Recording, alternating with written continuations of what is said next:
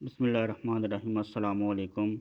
بنی اسرائیل میں ایک انتہائی خوبصورت نوجوان تھا۔ اس جیسا حسین ان میں کوئی نہ تھا۔ وہ ٹوکریاں فروخت کیا کرتا تھا۔ ایک مرتبہ 2 ٹوکریاں اٹھائے چکر لگا رہا تھا کہ بنی اسرائیل کے ایک بڑے سردار کے گھر سے ایک عورت باہر آئی اور اس کو دیکھ کر جلدی سے واپس چلی گئی اور سردار کی بیٹی سے کہا، میں نے دروازے پر ایک ٹوکری فروش ایسا نوجوان دیکھا ہے کہ اس سے حسین نوجوان میں نے کبھی نہیں دیکھا۔ سردار کی بیٹی نے کہا، اسے اندر بلاؤ۔ وہ گئی اور اسے اندر بلا لیا اور دروازہ بند کروا دیا۔ پھر اس بادشاہ کی بیٹی نے چہرہ اور سینہ کھول کر اس کا استقبال کیا۔ اس نوجوان نے کہا، اللہ تجھے محفوظ رکھے، پردہ کر لے۔ وہ بولی، ہم نے تجھے اس کام کے لیے نہیں بلایا بلکہ کسی اور کام کے لیے بلوایا ہے، اور اس کو ورگلانے لگی۔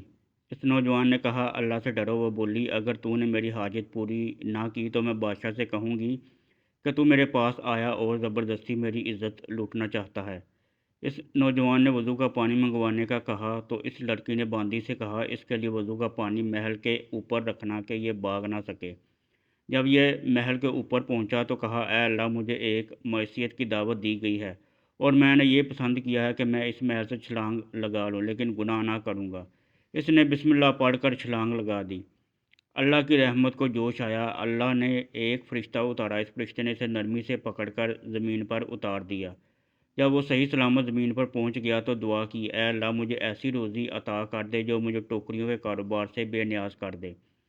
اللہ تعالیٰ نے اس کی دعا قبول کی اور سونے کی منڈیوں کا ایک لشکر بھیجا۔ اس نے انہیں پکڑا اور اپنا کپڑا بھر لیا اور کہا، اے اللہ، اگر تو نے یہ رزق مجھے دنیا میں سے عطا کیا ہے تو اس میں برکت عطا فرما، اور اگر یہ آخرت میں سے کم ہوا ہے تو مجھے اس کی کوئی ضرورت نہیں۔ آواز آئی، یہ تیرے خود کو زمین پر پھینکنے کے اجر کا 15واں حصہ ہے۔ اس نے کہا، اے اللہ، مجھے اپنے آخرت کے اجر سے کم ہونے والے رزق کی کوئی ضرورت نہیں۔ لہٰذا تمام ٹڈیاں واپس چلی گئیں۔